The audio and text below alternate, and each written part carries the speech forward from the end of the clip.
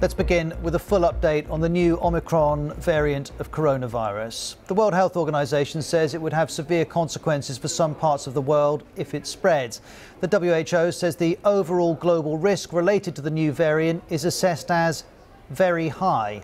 Health ministers from the G7 group of rich countries have met and say the global community is faced with the threat of a new, highly transmissible variant of COVID-19, which requires urgent action. And we've heard from President Biden. This variant is a cause for concern, not a cause for panic. We have the best vaccine in the world, the best medicines, the best scientists, and we're learning more every single day.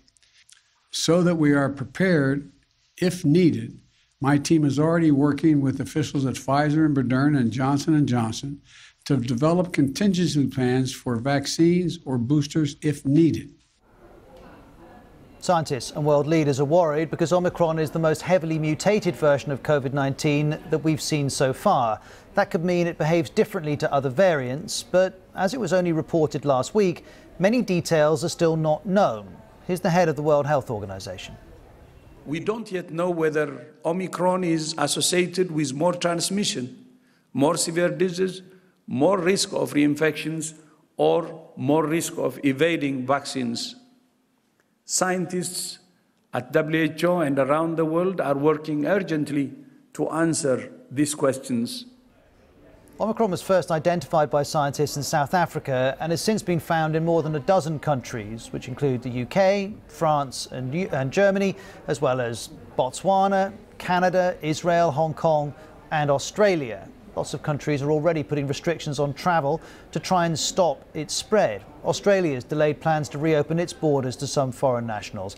Morocco, well, it stopped all incoming flights, which include entry by its own citizens. Israel has banned all foreigners from entering the country, as has Japan. And let's go there next. Here's the BBC's Rupert Wingfield-Hayes in Tokyo.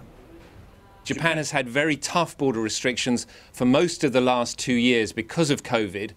Those began to be lifted on November the 8th, and now, just 3 weeks later, the Prime Minister said they're going back in. So this does not affect Japanese nationals, it does not affect residents, and it doesn't affect people who have multiple entry visas to Japan, but it will affect everybody else. That means foreign businessmen and women, obviously, and students and tourists.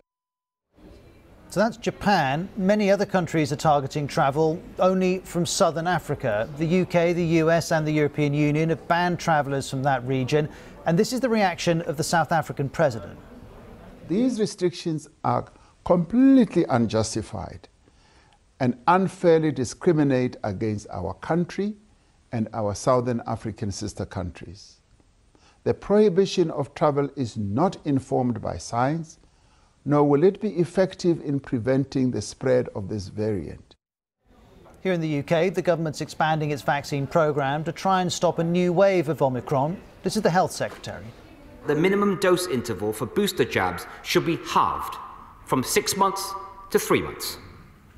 Second, that the booster programme should be expanded to include all remaining adults aged 18 and above.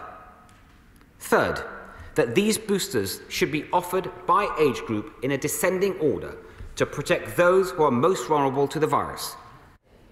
Scientists say it will take around 3 weeks to establish whether Omicron is more transmissible than the Delta variant and whether it causes more severe disease.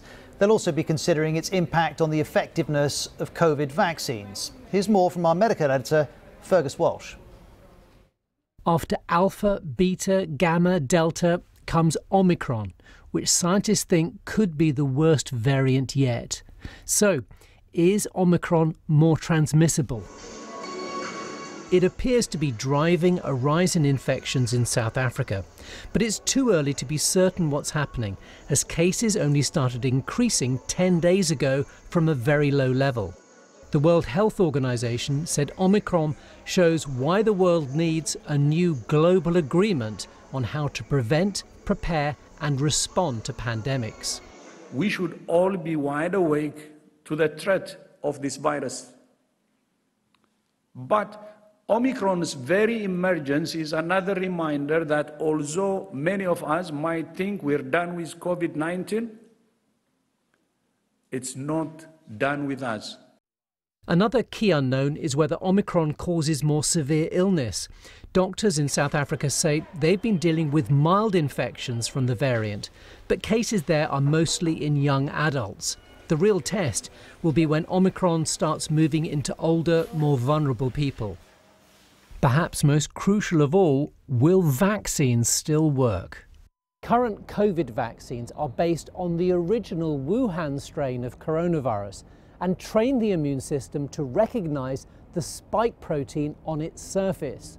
The virus has changed considerably, but the antibodies the vaccine creates still work. Omicron has more mutations than any variant so far, and there's concern that it may be able to bypass our initial defenses and cause infection. But even if it does, another part of the immune system, T cells, should give significant protection against severe disease. I do not want people to panic at this stage.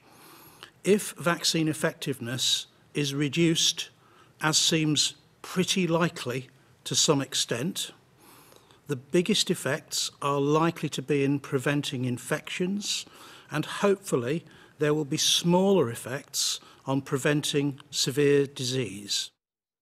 Can we test for it?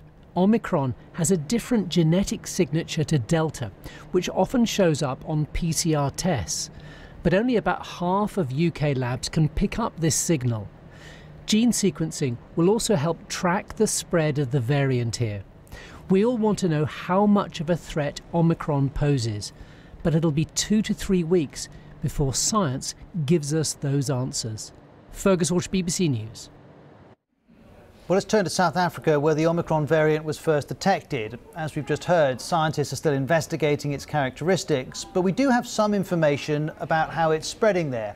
Omicron's responsible for most of the infections in South Africa's most populated province, Gauteng, in the last 2 weeks. South Africa reported a total of 2,800 infections on Sunday.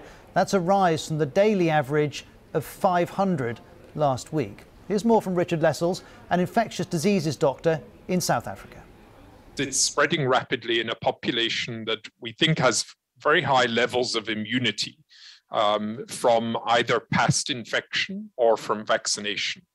And so that suggests that, yes, this is a highly transmissible variant. It can spread very efficiently from person to person, and also suggests that it may have got better at evading some parts of our immune protection. There's no suggestion that the clinical illness, the clinical picture is significantly different with this variant.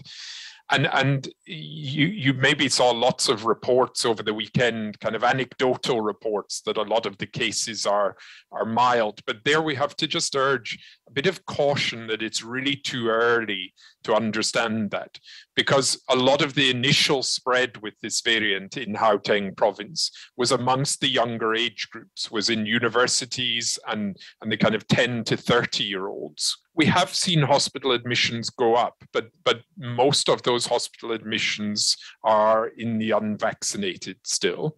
And we're just unpacking to what extent the admissions are going up and how does that tie to the vaccination status or the prior infection status.